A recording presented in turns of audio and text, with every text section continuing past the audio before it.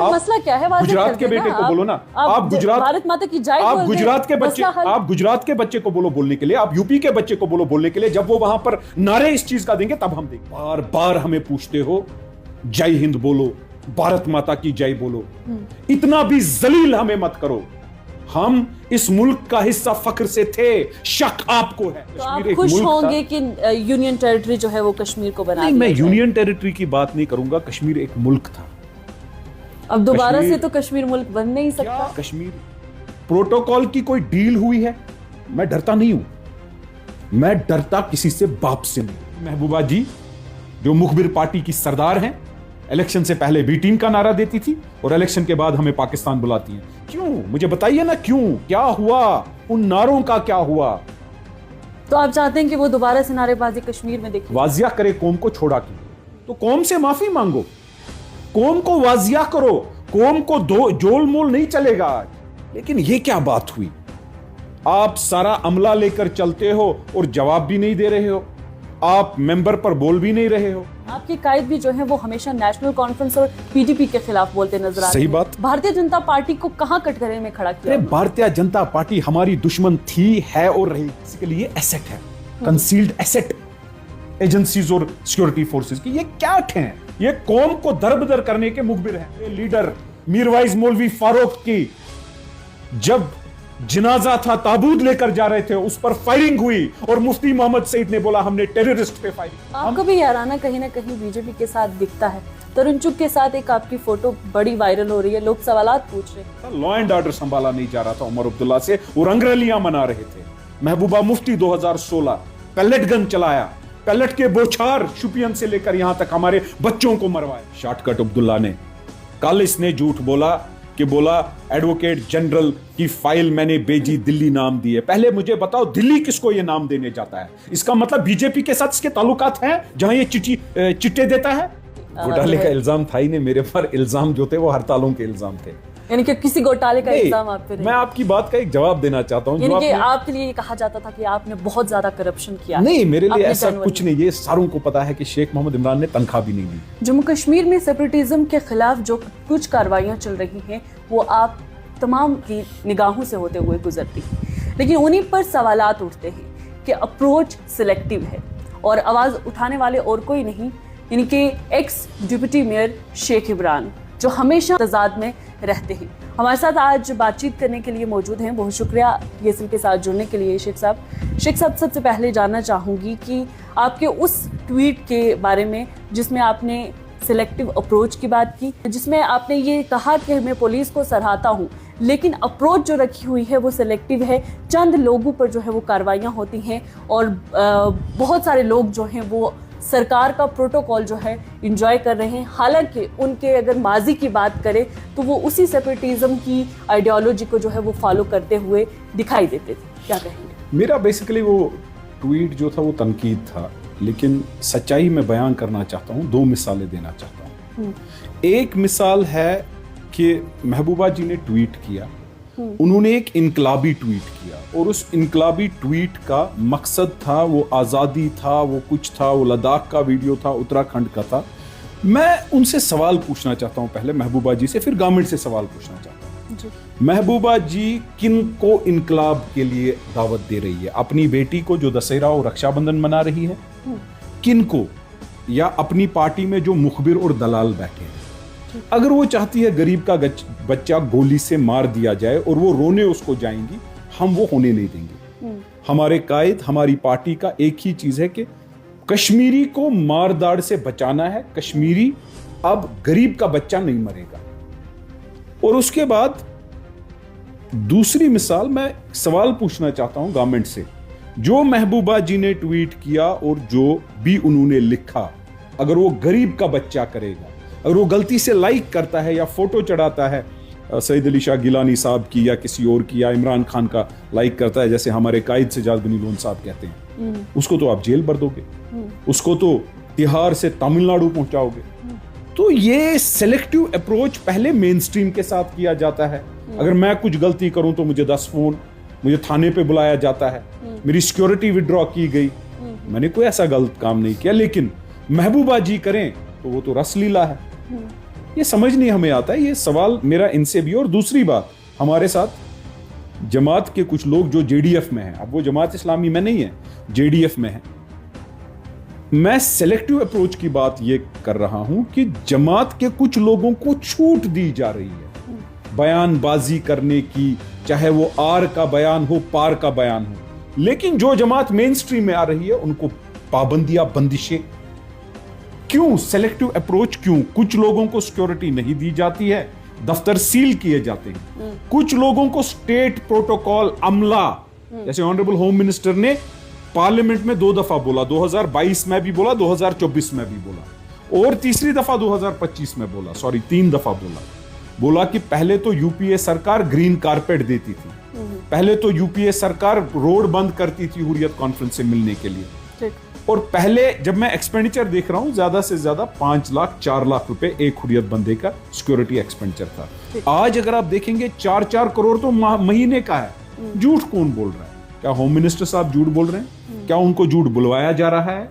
ये झूठ floor of the house पे कौन बुलवा रहा है? या तो होम मिनिस्टर साहब को पता नहीं है। मैं आपके जरिए ये सवाल पूछना चाहता हूं कि एक ग्रुप था, 3 लोग थे उसमें, JRL, जॉइंट रेजिस्टेंट लीडरशिप। एक गिलानी साहब थे, वो कब्रिस्तान में है, उनका जनाजा पढ़ने नहीं दिया। दूसरा मोहम्मद यासीन मलिक साहब हैं, वो अपना केस खुद लड़ रहे हैं, जेल में हैं। तीसरा मीरवाइज उमर फारूक, स्टेट प्रोटोकॉल के तहत nothing less than SHO SP level की सिक्योरिटी है। मैं उसके खिलाफ नहीं हूं, अल्लाह ताला उनको महफूज रखे। उनके वालिद साहब मेरे लीडर हैं, मीरवाइज मौलवी फारूक साहब, शहीद मिल्लत मीरवाइज मौलवी फारूक साहब रहमतुल्लाह अलैह, वो मेरे लीडर हैं, मैं उनको लीडर मानता हूं। मैं पीपल्स कॉन्फ्रेंस में जरूर हूं, सजाद गनी लोन मेरा कायद है, लेकिन मीरवाइज साहब के साथ हमारी इमोशंस हैं, उनको अल्लाह ताला महफूज रखे। लेकिन क्वेश्चनेबल सिक्योरिटी है, वो बात नहीं कर रहे हैं जो उनके साथी हैं, जो ग्रुप था। बात कर नहीं रहे या करने नहीं दे रहे? नहीं, आप देखिए, दिया नहीं जा रहा, क्योंकि हम देखते हैं कि हर जुम्मे पे उनको हाउस अरेस्ट जो है वो किया जाता है। देखिए वो उनका बयान जो है वो बड़ा ही महदूद होता है, यानी कि वो बात से बाहर नहीं जाते, हद से बाहर नहीं जाते। अब मीरवाइज साहब को मैं जब से बच्चा हूं तब से बड़ा हो गया, मैं नारेबाजी करते सुनता आ रहा हूं, मैं बैनुल अक़वामी की बातें सुनते आ रहा हूं, मैं जामिया के मेंबर पे बहुत सारी बड़ी बातें सुनते आ रहा हूं। लेकिन आज मैं अहसन की बात सुन रहा हूं, आज मैं निकाह की बात सुनते आ रहा हूं। क्या प्रोटोकॉल की कोई डील हुई है? मैं डरता नहीं हूं, मैं डरता किसी से बाप से नहीं। मैं वाजिया करना चाहता हूं, मैं बेबाकी से बोलना चाहता हूं, फिर से अपने लोगों को और अथॉरिटीज को ये सेलेक्टिविटी बंद कीजिए। कोई अच्छा लगे तो उसको आगे चलाएंगे, जो सच बात बोलेगा तो उसको पिटाई करेंगे। क्यों? हमारे साथ JDF अलायंस में पार्टनर है, तो उनकी क्यों नहीं सुनते हो? हकीम साहब की सिक्योरिटी विड्रॉ की गई, सजाद गनी लोन साहब को इलेक्शन से पहले B team C team, election के बाद पाकिस्तान का सेपरेटिज्म की मदर बोला जाता है। क्यों? क्योंकि सजाद गनी लोन साहब की गलती इतनी है, जो ये 2 खानदान हैं जो स्टेटस को रखना चाहते हैं, जो ये चाहते हैं कि हिंदुस्तान के साथ तजाद बने रहे और पाकिस्तान एक शरीक रहे, जो ये 2 खानदान चाहते हैं कि कश्मीरी इस तजाद में पिटे मरे, और वो भी गरीब का बच्चा, वो उनकी आवाज उठाने निकले हैं। तो सजाद गनी लोन साहब को बदनाम करो इलेक्शन से पहले और इलेक्शन के बाद। आप देखिए ना, महबूबा जी ने ट्वीट क्या किया। 21 मई बरसी है शहीद मिल्लत मीरवाइज साहब की रहमतुल्लाह अलैह और शहीद अब्दुल गनी लोन साहब की, ये बरसी है। अमानुल्लाह खान साहब, मरहूम अमानुल्लाह खान साहब, मरहूम शहीद अब्दुल गनी लोन साहब, और बीच में सजाद गनी। कहना क्या चाहती हैं? यही महबूबा जी जो मुखबिर पार्टी की सरदार हैं, इलेक्शन से पहले B टीम का नारा देती थी और इलेक्शन के बाद हमें पाकिस्तान बुलाती हैं। ये हमारा हाल नहीं है, ये हर कश्मीरी मजलूम का हाल है। हर कश्मीरी, देखिए सीरत नबी में एक वाजिया बात लिखी है, जो भी कौम अपने रहनुमा को पहचानेगी नहीं, उन पर जालिम नाजिल होंगे। तो ये 1% लोग हैं जो तजाद में खुश हैं, अब्दुल्लाज और मुफ्तीज। इस तजाद में स्टेटस को में इनकी रेलेवेंस है, न ये हमें उधर होने देंगे न हमें इधर होने देंगे। ये अजाब में हमें लटका रहे हैं और इस अजाब में जितना हम लटकेंगे उतना ये दो खानदान रेलेवेंट रहेंगे। मैं फिर बोलूंगा, जेडीएफ जमात इस्लामी छोड़कर मेन स्ट्रीम में आया ना, क्या किया मुल्क ने उनके लिए। लेकिन नहीं, जो मेन स्ट्रीम नहीं छोड़ेगा, होम मिनिस्टर साहब बोलेंगे हुर्रियत बैन हो गया, हुर्रियत जेल में है, लेकिन स्टेट प्रोटोकॉल दिया जाएगा। ये क्यों सेलेक्टिविटी, किस बात की सेलेक्टिविटी? मैं सवाल करना चाहता हूं आपके जरिए डायरेक्ट मीरवाइज साहब से। मेरी कोई दुश्मनी उनसे नहीं है, मैं हमदर्द हूं उनका, लेकिन जो कौम सवाल पूछ रही है मैं उसकी जबान बन रहा हूं बस। क्यों, मुझे बताइए ना क्यों, क्या हुआ, उन नारों का क्या हुआ? तो आप चाहते हैं कि वो दोबारा से नारेबाजी कश्मीर में देखें? वाजिया करे कौम को छोड़ा की, वाजिया करे। मैं नारों के साथ नहीं हूं, मैं उनकी सियासत के साथ खिलाफत की बात नहीं करूंगा। मैं ये बोलना चाहता हूं कि आपने कौम को, जो बच्चा हमारा था जिसका एफआईआर हो गया, जब जामिया में नारा लगा, उसने सड़क पे नारा दिया, वो एफआईआर है, वो कोर्ट जा रहा है, कोई जेल है। अयूब पंडित के साथ जो हुआ, माहौल क्या बनाया गया, वो जेल गया। उसके माँ बाप क्या बोलेंगे? हमें उनकी बात नहीं करनी चाहिए, हम उनको जवाबदेह नहीं है। तो कौम से माफी मांगो, कौम को वाजिया करो, कौम को दो जोल मोल नहीं चलेगा।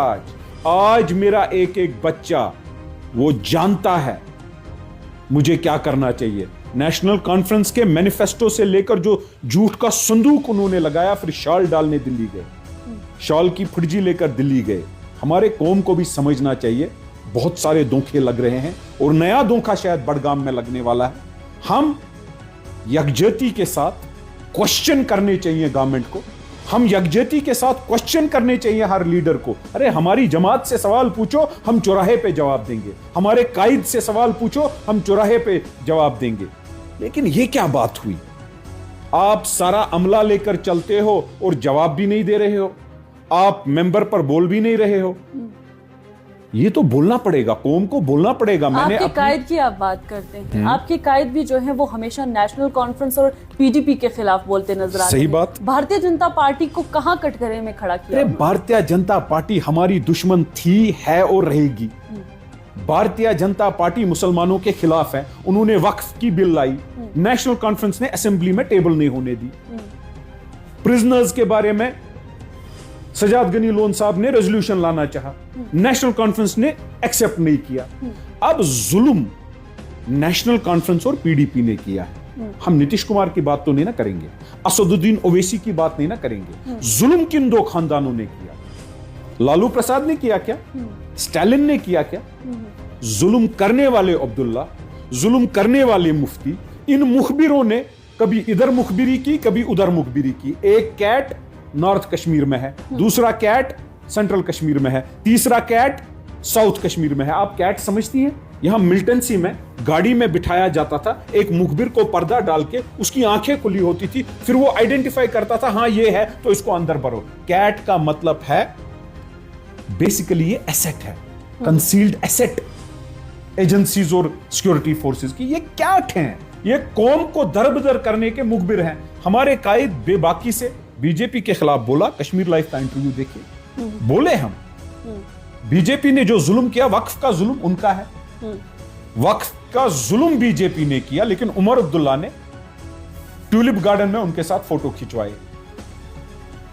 370 इन्होंने तोड़ा, मैनिफेस्टो में झूठ लिखा और शाल डालने उमर अब्दुल्ला गए। उमर अब्दुल्ला बीजेपी के साथ मंत्री थे, बीजेपी के साथ अलैक सलैक था, उनके रिश्ते इनके साथ, उसको सवाल नहीं करोगे। महबूबा जी उनके वालिद और वो खुद चीफ मिनिस्टर थी, होम मिनिस्टर उनके वालिद बीजेपी के साथ थे, उनको सवाल नहीं बीजेपी का करोगी। वो बीजेपी के खिलाफ क्यों नहीं बोलते हैं? हमें बोलोगी। उमर साहब सीजनल बीजेपी हम सवाल करते हैं, हम सवाल करते हैं, लेकिन सवाल ये भी है कि 370 की एब्रोगेशन के बाद, 35A की एब्रोगेशन के बाद नए जम्मू कश्मीर का जन्म हुआ, ऐसा दावा भारतीय जनता पार्टी करती है। आप छोड़ें कि नेशनल कॉन्फ्रेंस ने या पीडीपी ने जो है वो इतिहास में क्या कुछ किया, उसके बाद क्या हुआ जब 5 अगस्त 2019 में जो इतना बड़ा फैसला हुआ, जम्मू कश्मीर के 2 हिस्से कर दिए गए, लद्दाख को अलग कर दिया गया, जम्मू कश्मीर को अलग कर दिया गया। उसके बाद जो कुछ भी हुआ, क्या उसके खिलाफ भी आप नहीं बोलेंगे? क्योंकि मरकज के जो है बैनर तले जम्मू कश्मीर इस वक्त चल रहा है, लेकिन मैं वाजिया People's करना Conference- चाहता हूं भाजपा के तमाम ओहदेदार और ऐवानों को, आपके जरिए नोट कीजिए, कश्मीर एक अलग मुल्क था, एक्सेशन हुआ, शेख साहब ने दस्तखत किए, 1953 हुआ, हमें खत्म अपनों ने किया, गैरों से क्या गिला। भारतीय जनता पार्टी का एजेंडा कश्मीरी के खिलाफ है, हम भारतीय जनता पार्टी के खिलाफ थे, हैं, रहेंगे। जिस शख्स से आप ये पूछ रही हो, मैं डिप्टी मेयर बना बीजेपी के खिलाफ, आप रिकॉर्ड निकालिए म्युनिसिपैलिटी से, मैं एग्जीक्यूटिव कमेटी मेंबर बना बीजेपी के खिलाफ, मैंने जेल देखी बीजेपी के खिलाफ, मैं कभी सरकार का हिस्सा बीजेपी में नहीं रहा, मैं बीजेपी के खिलाफ बोलता गया, बोलता रहूंगा, बोलता जाऊंगा। मेरा नारा बीजेपी का यार वो गद्दार। लेकिन इसके बाद सवाल साजिश की साजिश होती है हम लोगों के साथ, हमें पूछा जाता है बीजेपी के बारे में। अरे हम चुप इसलिए हैं कि हमारी कौम को जागना पड़ेगा। मैं फिर बोलूंगा, गलती लीडरों की नहीं है, हमारे कौम की है। हमारी अवाम को खड़ा होना पड़ेगा। हमारे कायद ने नारा दिया, मोदी का जो यार है गद्दार है, गद्दार है। अरे ऐसे कोई नारे नेशनल कॉन्फ्रेंस ने दिए क्या? नहीं। उनका तो बस धोखा, रिश्तेदारी, घर में मजहब की कोई ये नहीं। अरे वक्फ पे जो बोलते थे ना ये दो खानदान कि एम्बलम को जब तोड़ा, एम्बलम नहीं लगाना चाहिए था। मुझे बोलो वक्फ की बिल को पास क्यों नहीं किया? मुझे बोलो मजहब का मसला ये तब था, आपके स्पीकर ने क्यों इस बिल को टेबल नहीं होने दिया? आपने तो ड्रामा किया उस दिन। हमें बोलोगे, मैं वो शख्स हूं जिसका अयाल सफर हुआ बीजेपी की वजह से। आज खड़ा हूं बीजेपी के खिलाफ, कल भी खड़ा रहूंगा। और हमारे कायद की, सजाद गनी लोन साहब की एक ही बात है। उन्होंने एक दफा जब उसको सवाल किया गया, पूछा गया कि आप जब प्राइम मिनिस्टर से मिले आपको क्या लगा? यहां उनकी चोरी की जाती थी वोटों की, यहां पुलिस को यूज किया गया जाता था उसके खिलाफ, वैसे ही जैसे हमारे एक बच्चे को पुलिस स्टेशन बुलाया जाता है। सजाद गनी लोन साहब ने इंटरोगेशन देखी, सजाद गनी लोन साहब ने घर में शहादत देखी, सजाद गनी लोन साहब ने खुद कश्मीरी के लिए खड़ा रहा हर वक्त। उसको छोड़नी पड़ी ये जगह, फिर वापस आई, हिजरत करनी पड़ी। उसके बच्चों को वीजा नहीं दिया, पासपोर्ट नहीं दिया था, उनको पासपोर्ट नहीं दिया। उनकी जो हमारी अस्मा बहन है, सजाद साहब की वाइफ, उनको वीजा नहीं दिया अभी। अरे उन पर क्या क्या बीतती है, वो रोते नहीं हैं, बर्दाश्त करते हैं, लेकिन तब भी कौम की बात करते हैं। और वो किसने किया? वो बीजेपी ने किया। अगर वो बीजेपी के खिलाफ खड़े हैं, गलती उनकी इतनी है, दो खानदानों के बगैर सजाद गनी लोन साहब खड़े हैं। अब जब बच्चे को पुलिस स्टेशन आज बुलाते हैं, चाहे 15 अगस्त, 26 जनवरी, वीआईपी मूवमेंट, उसका माँ बाप कहता है कि नहीं ये सही इंसान है, ये गलत नहीं है, वो लिखित देता है, ये हिंदुस्तानी है, वो लिखित देता है, हर कोई चीज लिखित देता है। जबकि बेंगलोर में किसी बच्चे को अगर पुलिस बुलाएगी, उसको अब लिख के नहीं लेते हो ये हिंदुस्तानी है। शक आपको है हमारे हिंदुस्तानी होने पर, हमें नहीं है। अगर है तो बहस करो। बात इतनी ही है कि सजाद गनी लोन साहब को भी बुलाया जाता था, सजाद गनी लोन साहब को बोला जाता था आप इलेक्शन मत लड़ो। तो उन्होंने भी जब कोशिश की मामूली वर्कर से, अब उस time prime minister Modi ji थे, अगर मनमोहन जी होते तब भी उनको आप बदनाम करते सजाद साहब को। वो गए, उन्होंने उनको बोला मुझे मदद नहीं चाहिए, मुझे सिर्फ लड़ने दे दो, मुझे चोरी नहीं करने चाहिए। और उन्होंने उनको बोला कि आप ये मेरा वादा ले लो, आपके साथ चोरी कोई नहीं करेगा। तो जब बाहर निकले उन्होंने बोला मुझे लगा कि मेरा बड़ा भाई के साथ मैं बात कर रहा था। उन्होंने बड़ा भाई माना नहीं, उन्होंने बातचीत पर बोला एक प्राइम मिनिस्टर से कि एक मैसेज जाए कि हम मेरे साथ गलत न करे पुलिस, मेरे को चोरी न किया जाए, मेरे अयाल को तंग न किया जाए। उनकी वाइफ को दिल्ली का वीजा दिया जाता था, कश्मीर नहीं आने देते थे। किस कौम की बात करोगे जिस कौम ने हमारे लीडरों की, मुफ्ती और अब्दुल्ला ने सिक्योरिटी विड्रॉ की? पार्लियामेंट के रिकॉर्ड में असैसिनेशन ऑफ मीरवाइज का जब रिकॉर्ड निकालते हैं, मुफ्ती मोहम्मद सईद मरहूम हंसता है। मैं हवल में रहता हूं, मेरे घर के बाहर मेरे लीडर मीरवाइज मौलवी फारूक की जब जनाजा था, ताबूत लेकर जा रहे थे, उस पर फायरिंग हुई और मुफ्ती मोहम्मद सईद ने बोला हमने टेररिस्ट पे फायरिंग की। सैफुद्दीन सोज ने पार्लियामेंट में बोला कि नहीं, ये टेररिस्ट नहीं थे, कर्फ्यू लगाया गया। अगर सैफुद्दीन सोज साहब तब बात नहीं उठाते, हम महीने बाद कर्फ्यू में होते, जो कर्फ्यू 15 दिन बाद उठा। किस चीज की बात करोगे आप? और तब कौन बोला था? तब सजाद गनी लोन साहब ने हर किसी टेलीविजन चैनल पे बोला था कि कश्मीर में जुल्म हो रहा है। जब इस जुल्म को लड़ने के लिए आज जो मीरवाइज साहब कर रहे हैं, आज जो बाकी सेपरेटिस्ट कर रहे हैं, अगर यह चीज 20 साल पहले सजाद गनी लोन साहब ने की तो वो गलत है? हमें बताइए। जो उमर साहब और महबूबा जी कर रही हैं, नहीं, उनको बैकडोर से अपने बच्चों को लाना है। सजाद गनी लोन साहब उसमें अड़चन आ सकते हैं क्योंकि वो बेबाकी से सच बोलते हैं, ये प्रॉब्लम है उनके लिए। आपको भी याराना कहीं ना कहीं बीजेपी के साथ दिखता है। तरुण चुग के साथ एक आपकी फोटो बड़ी वायरल हो रही है, लोग सवालात पूछ रहे हैं, क्या आप भी वाज़ेह करें? मैंने शॉल नहीं डाले, मैंने कोई ऐसी चीज नहीं की। एयरपोर्ट में सिक्योरिटी जिसके पास जो प्रोटेक्टेड पर्सन है, उनकी गाड़ियां एक जगह पार्क होती हैं। बदकिस्मती से मैं उनके जहाज में नहीं आया, लेकिन बदकिस्मती से जब अराइव हुआ, मेरे आगे एक अमला था बीजेपी का। मैं इंतजार कर रहा हूं कि मैं निकलूं और मैं उस गाड़ी में चढ़ूं। मेरा कोई फोटो नहीं है, लेकिन उनके फोटो में एडिट करके मेरा फोटो डाला गया।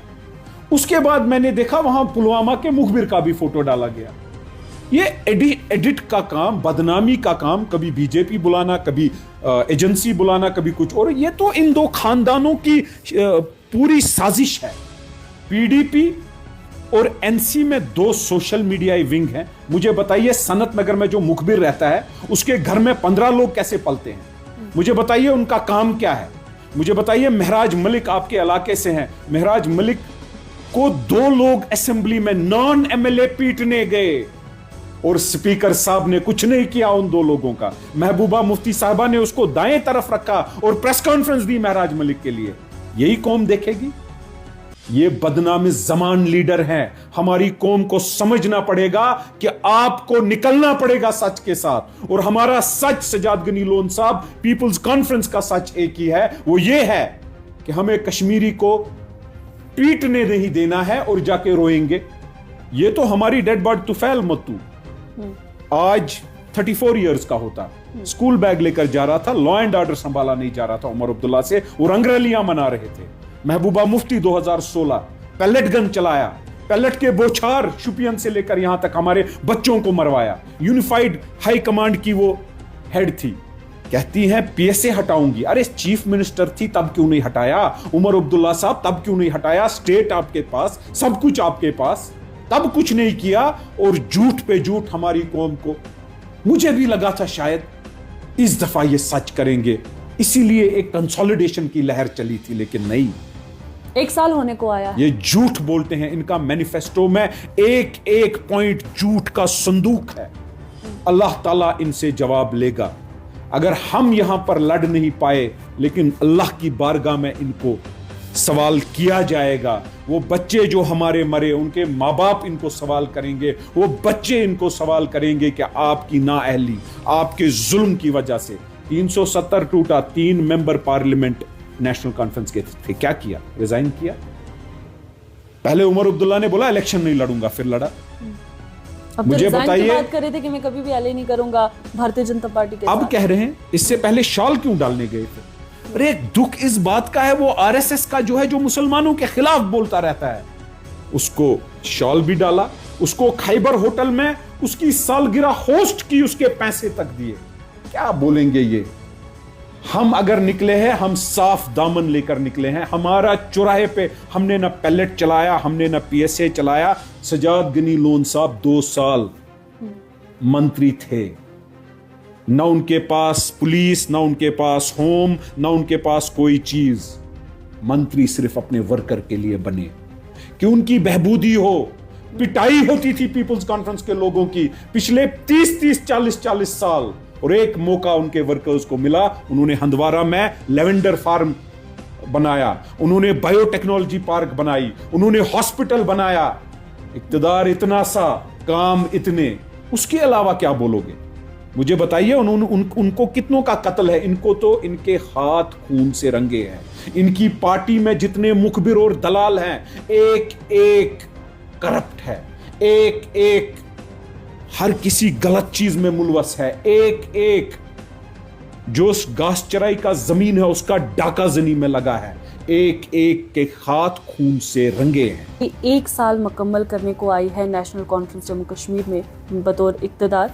क्या कहेंगे कि रिपोर्ट कार्ड जो पेश होगा उसमें जिस तरीके के वादे किए गए थे, असेंबली के अंदर आपने देखा कि एक कमेटी बनाई गई थी डेली वेजेस को लेकर, ना ही उन डेली वेजेस की वो कमेटी का कोई हल निकला, ना ही वो एम्प्लॉयमेंट जनरेशन एक्ट के तहत जो 1 लाख नौकरियां जो हैं वो नौजवानों को देनी थी वो हुई, ना ही साल के 12 गैस सिलेंडर आए, ना ही फ्री राशन आया, ना ही 200 यूनिट मुफ्त बिजली, और इसके साथ साथ जो भी वादे थे वो मुकम्मल हुए। तो आप समझते हैं कि लोगों का जो इतना एतमाद था नेशनल कॉन्फ्रेंस को लेकर वो कहीं ना कहीं बिखरेगा? और वहीं पर सवाल ये भी कि डेली वेजेस की अगर बात की गई, उस पर कमेटी बनाई गई, उसका नतीजा कुछ नहीं निकला, वहीं पर नासिर असलम वानी की जो जॉब प्रोफाइल है उस पर भी सवालात हैं, वो भी डेली वेजर के तौर काम करते नजर आ रहे हैं। देखिए, पीडीपी ने बीच में सवाल उठाया था कि एडवाइजर इन्होंने बनाया वो गलत है। भाई साहब, एडवाइजर मुफ्ती साहब ने भी बनाए, एडवाइजर महबूबा ने भी बनाए, ये नहीं सवाल कर सकते।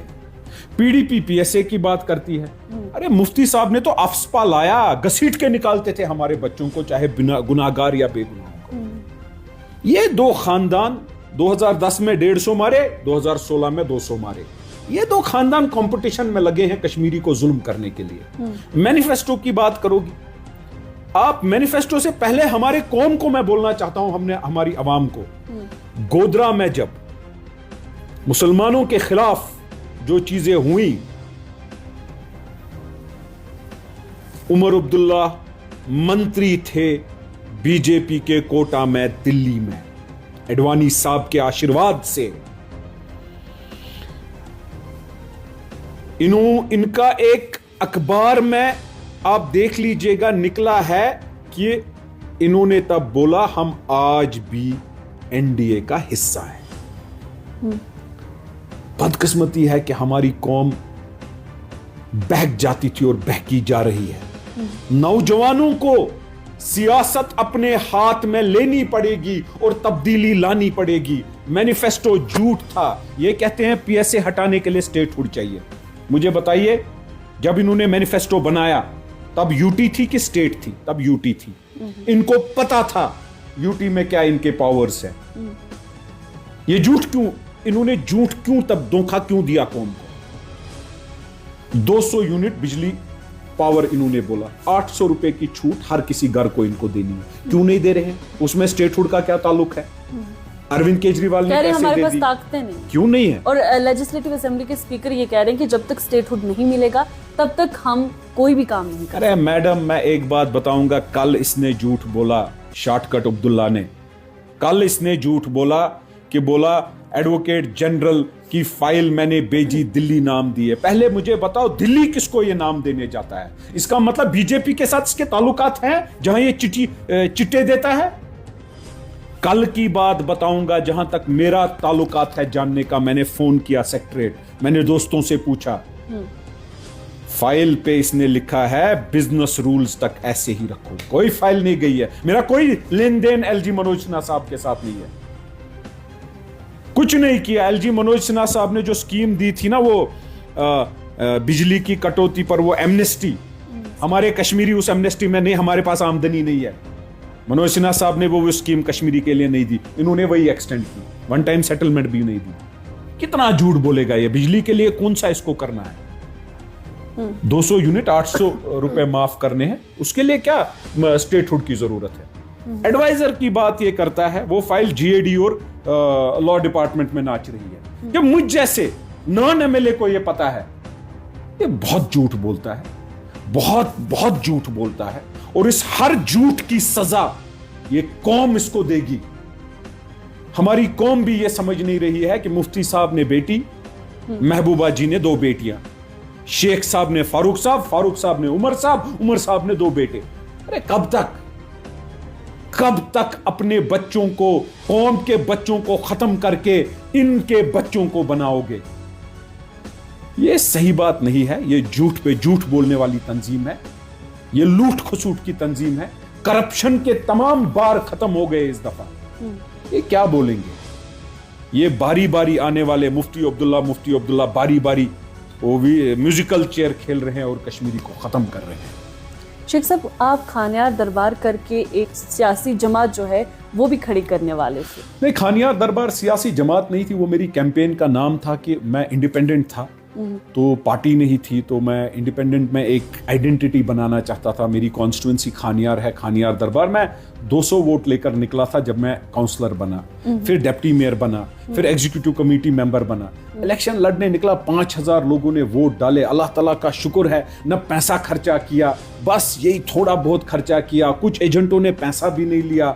अल्लाह ताला का शुक्र है, मुझ जैसा आदमी जिसकी पार्टी नहीं थी, जिसका बाप सियासत में नहीं, जिसका लेन देन सियासत के साथ नहीं, हाँ कारोबारी फैमिली है। I am 5th-6th generation entrepreneur in my family. तो वो चीज है, तो इसलिए मैं शुक्रगुजार हूं। मेरी कैंपेन चली, चलो कामयाबी अल्लाह ताला ने नहीं दी, क्योंकि ये झूठ के डकैत झूठ बोलते जा रहे थे, हमारे पास झूठ की हिम्मत नहीं थी। तो अल्लाह ताला साथ देगा इंशाल्लाह, आगे देखेंगे क्या होता है। तो एक बार पीपल्स कॉन्फ्रेंस को छोड़कर दोबारा ज्वाइन करने की क्या जरूरत पड़ी? ऐसी क्या मजबूरी थी कि आप खिलाफ होते हैं गिले शिकवे, फिर हक में आ जाते हैं? गिले शिकवे होते हैं, लेकिन मैं एक बात बोलूंगा, मैंने सीखा है पीपल्स कॉन्फ्रेंस में सजाद साहब से, इमरान साहब से मैंने सियासत सीखी। मेरा कोई सियासी मेंटोर नहीं था। मुझे लगा सजाद साहब की कमी कि नहीं जाना चाहिए उनके पास, मैं गया वापस। फख्र इस बात का है कि कोई और पार्टी ज्वाइन नहीं की, कभी उनके खिलाफ नहीं बोला। निकलने के बाद महसूस हुआ कि नहीं, पार्टी बहुत ज़रूरी है। और बिलखसूस मैं ये कहना चाहता हूँ कि बहुत सारी पार्टियों की ऑफर आई, लेकिन अपने ज़मीर को मार के, ज़मीर को बेच के, जैसे वो दलाल एक पार्टी से निकलते हैं, दूसरी पार्टी में जाते हैं, दूसरी पार्टी से निकलते हैं, तीसरी पार्टी में जाते हैं, जो अब वापस डस्टबिन खाली हुआ, डस्टबिन भर गया, उन लोगों की बात कर रहा हूँ। मैंने वो नहीं किया। मैं निकला, मैं बैठा, चुप बैठा, इंडिपेंडेंट लड़ा। फिर लगा कि नहीं, वापस जाना चाहिए। मेरा भाई है सजाद बिन लोन साहब, उठ के वापस गया। आपके टेन्योर की बात करते हैं, जब आप डिप्टी मेयर थे उस वक्त आप पर बहुत सारे घोटालों के इल्जामात हैं। किस हद तक आप ये घोटाले का इल्जाम था ही नहीं मेरे पर, इल्जाम जो थे वो हड़तालों के इल्जाम थे। यानी कि किसी घोटाले का इल्जाम आप पे? मैं आपकी बात का एक जवाब देना चाहता हूँ। यानी कि आपके लिए ये कहा जाता था कि आपने बहुत ज्यादा करप्शन किया। नहीं, मेरे लिए ऐसा कुछ नहीं। ये सारों को पता है कि शेख मोहम्मद इमरान ने तनख्वाह भी नहीं ली।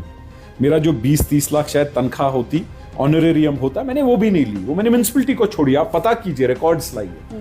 तेल नहीं लिया, गाड़ी नहीं ली। अल्लाह ताला ने हर कोई चीज दिया है, तो घोटाला क्यों करो? मेरे लिए ये बोला जाता था कि बैंक का लोन। देखिए, मैंने बैंक का लोन निकाला, मेरे पास प्रॉपर्टी है, मेरे पास। आप बैंकरप्ट नहीं बोला कि इसने बैंक में कोई घोटाला किया। अब अल्लाह का शुक्र है, मेरिट पे सीबीआई ने मुझे क्लियरेंस दे दी। और अल्लाह का शुक्र है, प्राइम मिनिस्टर साहब की किताब है आर्टिकल 370, पेज नंबर 350 और 351 में मेरी जिक्र है कि ये बंदा मियां कोयूम की तरह आर्टिकल 35 और 370 को तोड़ने के खिलाफ था, और जो प्रोटेस्ट उसको होता था वो ये फंड करता था। वो उस किताब में लिखा है 350 और 351 के पन्ने में, और इसलिए इसको एसीबी में बुक किया गया। अब वो मेरे लिए सर्टिफिकेट है, तवारीख में मेरा नाम आया है प्राइम मिनिस्टर साहब की किताब में कि मैंने कोई घोटाला नहीं किया। मुझे पुश टू वॉल किया गया क्योंकि मैं कश्मीरी था, कश्मीरी हूं, कश्मीरी रहूंगा, और कश्मीरियत को जिंदाबाद कहने वाला बंदा हूं। 35A और 370 के खिलाफ जो भी साजिश चली, हाँ, उस साजिश के खिलाफ मैं खड़ा रहा। मैं जेल गया भाजपा के खिलाफ, और वो तो खुद भाजपा वाले, उस किताब में प्राइम मिनिस्टर साहब ने फॉरवर्ड लिखा है, वो खुद उस किताब में लिखते हैं कि ये एंटी नेशनल था। अब ये मुझे समझ नहीं आता है, भाजपा वाले मुझे एंटी नेशनल बुलाते हैं, नेशनल कॉन्फ्रेंसी और पीडीपी वाले बीजेपी वाला बुलाते हैं। ये इस कौम को समझना है, ये इस कौम को पता होना चाहिए, इस कौम को समझना चाहिए ये जालसाजी, धोखेबाजी और बदमाशी। आखिर जम्मू कश्मीर का या ख़ास तौर पर हमने कश्मीर की जिस तरीके से दावे किए गए थे, इसका सोचे तो बनेगा क्या? क्या हालात जिस तरीके से हैं सुधार आएगा? कश्मीरियों को जिस तरीके से, जिस निगाह से देखा जाता है, जिस तरीके से निशाना बनाया जाता है, तो आप समझते हैं कि ये चीज़ें ख़त्म होंगी? देखिए, मैं ज़ाती राय दूंगा। मैं चूंकि पार्टी में हूं, मैं सजाद गनी लोन साहब की क्या राय है वो मैं अभी बोल नहीं सकता हूं, लेकिन जो मुझे समझ आई सजाद साहब का माइंडसेट या जिस तरीके से मैं उनके बयानात सुनता हूं, उनसे बैठता हूं, मेरे कायद हैं। लेकिन मैं ज़ाती राय फिर बोलूंगा। मेरी ज़ाती राय एक है, लद्दाख वो एक, जैसे सजाद साहब ने बोला कि वो एक स्टिक थी जिससे हमें बीट किया जाता था, मारा जाता था। वो लद्दाख कश्मीर का हिस्सा नहीं है अब।